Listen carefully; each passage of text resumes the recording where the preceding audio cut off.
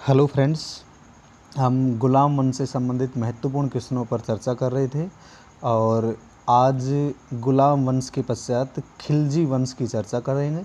और खिलजी वंश से संबंधित प्रथम वीडियो में जो कुछ महत्वपूर्ण क्वेश्चन हैं उन पर चर्चा करते हैं। पहला क्वेश्चन है, खिलजी सुल्तान थे, खिलजी वंश के जो सुल्तान हैं वो कौन थे? तुर्क, मंगोल, अरब और अफ़गान। तुर्क, मंगोल, अरब और अफ़गान। तो खिलजी वंश के जो सुल्तान थे वो भी कौन थे? तुर्क थे। खिलजी वंश के सुल्तान तुर्क थे। और आपको पता है खिलजी वंश की स्थापना 1290 में किसके द्वारा की जाती है? जलालुद्दीन खिलजी के द्वारा। एक इतिहासकार है हबीब, इतिहासकार का नाम क्या है? हबीब। और एक इतिहासकार हैं आर.पी. त्रिपाठी, आर.पी. त्रिपाठी। इन दोनों ने खिलजी वंश की स्थापना को किस नाम से संबोधित किया है? खिलजी क्रांति के नाम से संबोधित किया है। खिलजी क्रांति के नाम से संबोधित किया है। इसका सबसे बड़ा कारण क्या था? इस समय यानी अब जो श्रेष्ठ पद दिए जाएंगे वो जातीय और नस्ल के आधार पर नहीं अपितु योग्यता के आधार पर पद दिए जाएंगे। यानी पद देने का जो आधार है वो क्या कर दिया गया है? योग्यता कर दिया गया है। इसीलिए इस समय को यानी 1290 में खिलजी वंश की स्थापना को इतिहासकार हबीब और आर.पी. त्रिपाठी ने क्या नाम दिया है? खिलजी क्रांति नाम दिया है। अगला क्वेश्चन देखिए। अगला क्वेश्चन है, जलालुद्दीन खिलजी किस शासक के समय आरिज-ए-मुमालिक था? जलालुद्दीन खिलजी किस शासक के समय आरिज-ए-मुमालिक? सबसे पहले हमें ध्यान रखना है कि आरिज-ए-मुमालिक कौन होता था? ये सेना का प्रमुख होता था, सेना का प्रमुख। आरिज-ए-मुमालिक कौन होता था? सेना का प्रमुख। तो क्वेश्चन पूछा गया कि किस शासक के समय आरिज-ए-मुमालिक था? तो इसका सही जवाब होगा कैकुबाद। इसका सही जवाब क्या है? कैकुबाद। इसके बाद देखिए अगले क्वेश्चन पे चर्चा करते हैं।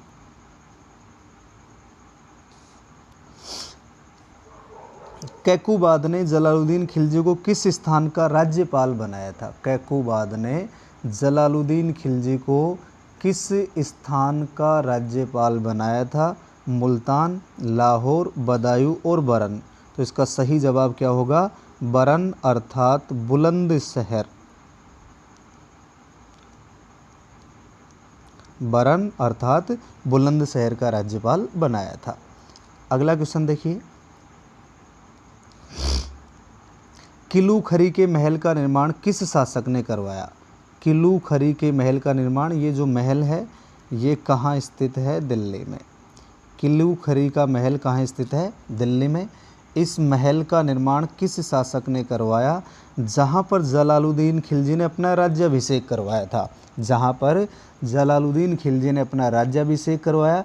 तो इसका सही जवाब होगा कैकुबाद। सही जवाब क्या है इसका? कैकुबाद। इसके बाद देखिए अगला क्वेश्चन, नेक्स्ट क्वेश्चन पे चर्चा करते हैं हम। अगला क्वेश्चन है, दिल्ली सल्तनत के किस सुल्तान ने ईरान के फ़कीर सिद्दी मौला, देखो यहाँ सिद्दी मौला है और एक आएगा हाजी मौला, हाजी मौला। तो हाजी मौला के विद्रोह का दमन तो कौन करेगा? अलाउद्दीन खिलजी करेगा। हाजी मौला के विद्रोह का दमन अलाउद्दीन खिलजी करेगा। और यहाँ क्वेश्चन पूछा गया कि सिद्दी मौला यानी ईरान के फ़कीर सिद्दी मौला को हाथी के पैरों तले कुचलवा दिया गया था, वो शासक कौन था?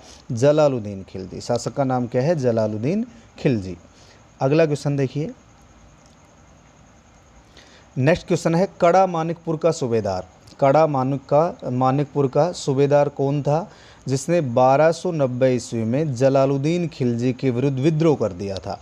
काड़ा मानिकपुर का सूबेदार जिसने 1290 ईस्वी में जलालुद्दीन खिलजी के विरुद्ध विद्रोह किया था? अलाउद्दीन खिलजी, ताजुद्दीन कूची, मलिक छज्जू, कोई नहीं।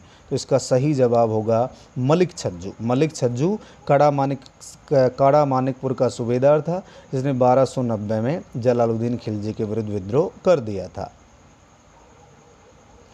अगला क्वेश्चन है, मैं ऐसे 10 दुर्गों को मुसलमान के एक बाल के बराबर भी नहीं समझता हूँ, यह कथन किसका है? तो यह कथन जलालुद्दीन खिलजी का है।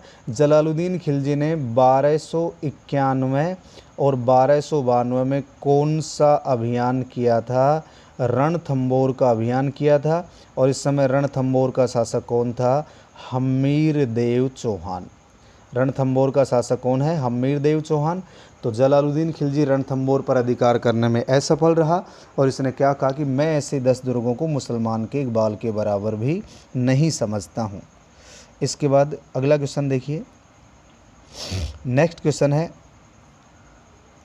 मंगोल अब्दुल्ला ने जलालुद्दीन खिलजी के समय भारत पर आक्रमण कब किया था? ये जो अब्दुल्ला था ये हलाकू का पुत्र था। ये जो अब्दुल्ला है ये किसका पुत्र है? मंगोलों का नेता है जिसका नाम है हलाकू। ये हलाकू का पुत्र था। हलाकू का पुत्र था। तो क्वेश्चन पूछा गया है कि मंगोल अब्दुल्ला है कौन? मंगोल नेता हलाकू का पुत्र है। इसने जलालुद्दीन खिलजी के समय भारत पर आक्रमण कब किया था? तो इसका सही जवाब है 1292 में।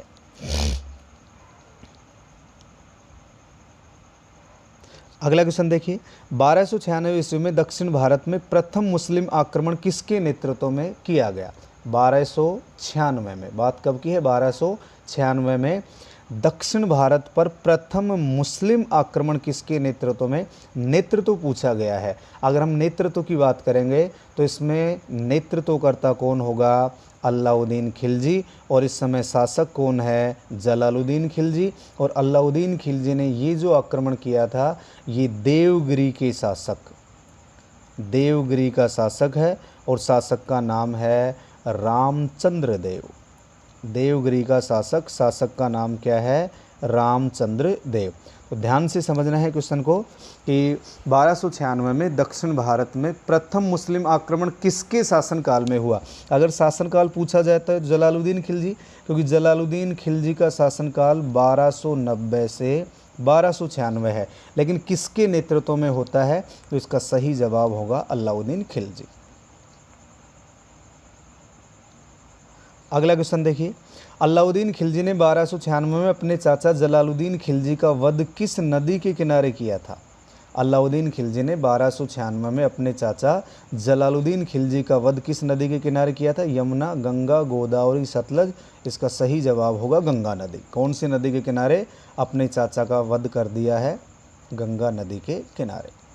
अगला क्वेश्चन है, दिल्ली सल्तनत का प्रथम सुल्तान जिसका मानना था कि राज्य जनता की इच्छा पर आधारित होना चाहिए। दिल्ली सल्तनत का प्रथम सुल्तान जिसका मानना था कि राज्य जनता की इच्छा पर आधारित होना चाहिए, इसका सही जवाब होगा जलालुद्दीन खिलजी। जलालुद्दीन खिलजी का मानना था कि राज्य जनता की इच्छा पर आधारित होना चाहिए। नेक्स्ट क्वेश्चन देखिए, दीवान ए वकूफ़ एक विभाग है। देखिए, दीवान ए वकूफ़ नामक विभाग की स्थापना किस शासक के द्वारा की गई? एक तो हमें ध्यान रखना है, दीवान ए जो वकूफ़ विभाग है इसका कार्य क्या था? व्यय के कागजातों की देखभाल करना। व्यय के जो कागजात हैं, कागज़ हैं, कागजातों की देखभाल करना, यानी कितना व्यय हुआ है उससे संबंधित जो कागजात हैं उनकी देखभाल करना कौन से विभाग का कार्य होता था? दीवान वकूफ़। तो इस विभाग की स्थापना किसके द्वारा की जाती है? जलालुद्दीन खिलजी के द्वारा। अगला क्वेश्चन देखिए, जलालुद्दीन खिलजी का वजीर कौन था? जलालुद्दीन खिलजी का वजीर कौन था? देखो, इसकी हमने चर्चा कर ली है। मोहम्मद जुनैदी, ये किसका वजीर है? इल्तुतमिश का। मुहाजबुद्दीन किसका वजीर था? रजिया का। ख्वाजा खातिर, इसका सही जवाब क्या होगा? ये तो क्या है, एक लेखक हैं हसन निजामी जिन्होंने ताज उल मासिर की रचना की थी। हसन निजामी ने कौन सी पुस्तक लिखी थी? ताज उल मासिर। तो ध्यान रखना है, जलालुद्दीन खिलजी का वजीर कौन था? ख्वाजा खातिर। अगला क्वेश्चन देखिए, नेक्स्ट क्वेश्चन है,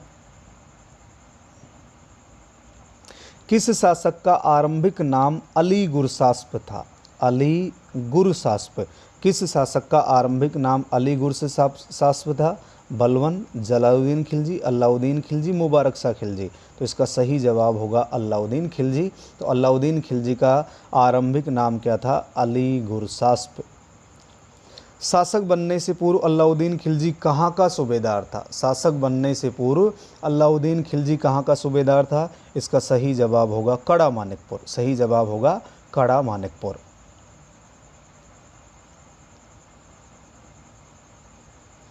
किस शासक की उपाधि सिकंदर सानी थी? यानी द्वितीय सिकंदर। इसे हम क्या कह सकते हैं? द्वितीय सिकंदर। किस शासक की उपाधि सिकंदर सानी थी? तो इसका भी सही जवाब होगा अलाउद्दीन खिलजी। अलाउद्दीन खिलजी की उपाधि कौन सी है? सिकंदर सानी की।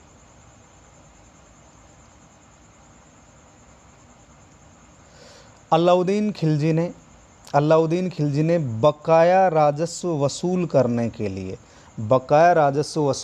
के लिए किस विभाग की स्थापना की है? बकाया राजस्व वसूल करने के लिए अलाउद्दीन खिलजी के द्वारा कौन से विभाग की स्थापना की गई? दीवान ए मुस्तखराज। दीवान ए मुस्तखराज ये ऐसा विभाग था जो बकाया राशि वसूल करने का कार्य करता था। नेक्स्ट क्वेश्चन है, दिल्ली सल्तनत के किस शासक की तुलना जर्मनी के चांसलर बिस्मार्क से की जाती है? बिस्मार्क के बारे में आपने पढ़ा है कि इन्होंने रक्त और लोहे नीति अपनाई थी।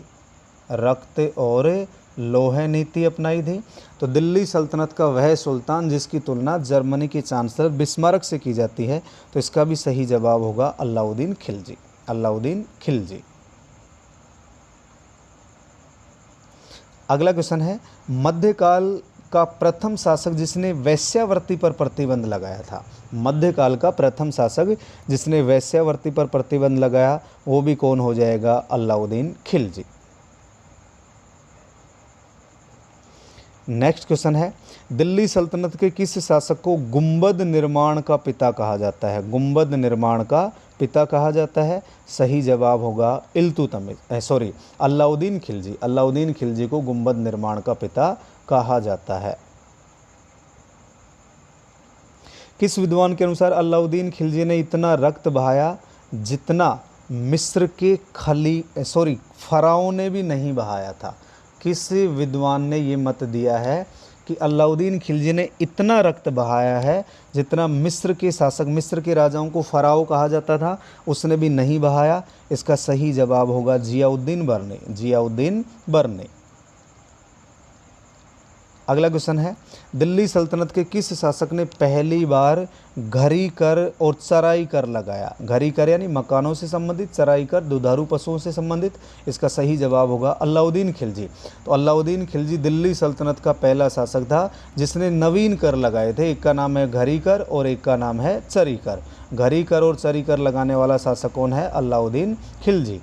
अगला क्वेश्चन है, अलाउद्दीन खिलजी के अलावा दिल्ली सल्तनत के किस शासक ने खुम्स कर, खुम्स का मतलब युद्ध में लूटा हुआ खजाना, युद्ध में लूटा हुआ खजाना, इसमें 20% हिस्सा राजा का होता था और 80% हिस्सा सेना का होता था, संबंधित सेना का होता था। लेकिन यहाँ 80% हिस्सा वसूल कर रहा है, यानी एक नंबर पे शासक कौन हो गया? अलाउद्दीन। इसके अलावा दूसरा शासक था मोहम्मद बिन तुगलक। तो मोहम्मद बिन तुगलक ने भी खुम्स कर का कितना प्रतिशत हिस्सा अपने पास रखा था?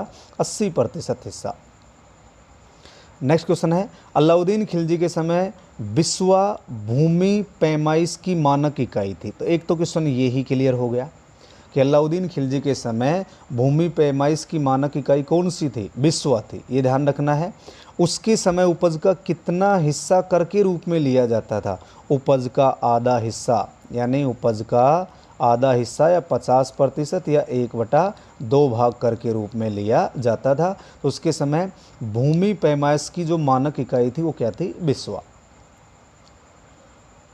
अगला क्वेश्चन, भारत का प्रथम मुस्लिम शासक जिसने भूमि की पैमाइश करके वास्तविक आय पर राजस्व निश्चित किया। ये भी महत्वपूर्ण क्वेश्चन है, ध्यान रखना है, इंपॉर्टेंट क्वेश्चन है ये। भारत का प्रथम मुस्लिम शासक जिसने भूमि की पैमाइश करके वास्तविक आय पर राजस्व वसूल किया। सही जवाब होगा अलाउद्दीन खिलजी। अगला क्वेश्चन है, अलाउद्दीन खिलजी के राजत्व सिद्धांत का प्रतिपादन। अलाउद्दीन खिलजी के राजत्व सिद्धांत का प्रतिपादन किसने किया है? हसन निजामी, जियाउद्दीन बर्नी, अमीर हसन देहलवी, अमीर खुसरो। तो इसका सही जवाब क्या होगा? अमीर खुसरो। तो अलाउद्दीन खिलजी के राजत्व सिद्धांत का प्रतिपादन करने वाले विद्वान कौन है? अमीर खुसरो है। अगला क्वेश्चन, दिल्ली सल्तनत का प्रथम शासक जिसने धर्म को राजनीति से अलग कर दिया।